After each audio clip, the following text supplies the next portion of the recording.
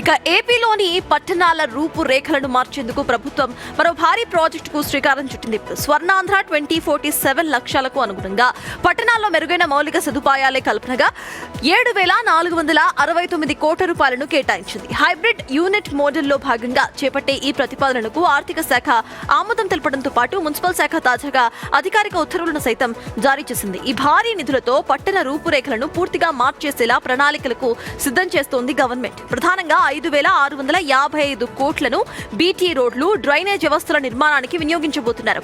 అలాగే పట్టణ వాసులకు ఆహ్లాదాన్ని పంచేందుకు 509 కోట్లతో మోడల్ పార్క్స్, 247 కోట్లతో ఆధునిక స్ట్రీట్ లైట్స్, 87 కోట్లతో సెంట్రల్ మీడియన్లు ఏర్పాటు చేయబోతున్నట్టుగా తెలుస్తోంది. ఇవే కాకుండా పలు కీలక అభివృద్ధి పనులను కూడా ఈ ప్రాజెక్టు కింద చేపట్టబోతోంది ఏపీ సర్కార్.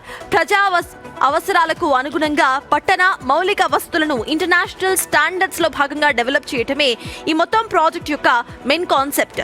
హెచ్ఏఎం విధానంలో పనులు చేపట్టడం ద్వారా క్వాలిటీ పెరగడంతో పాటు పనులు కూడా నిర్దేశిత సమయాల్లో స్పీడ్ గా పూర్తవుతాయని అధికారులు భావిస్తున్నారు. ప్రభుత్వ నిర్ణయాలతో రాష్ట్రంలోని మున్సిపాలిటీలు, కార్పొరేషన్లు త్వరలోనే కొత్త శోభను సంతరించుకోబోతున్నట్టుగా మనకి ఈ ప్లాన్ చూస్తుంటేనే చాలా క్లియర్ గా అర్థమవుతుంది.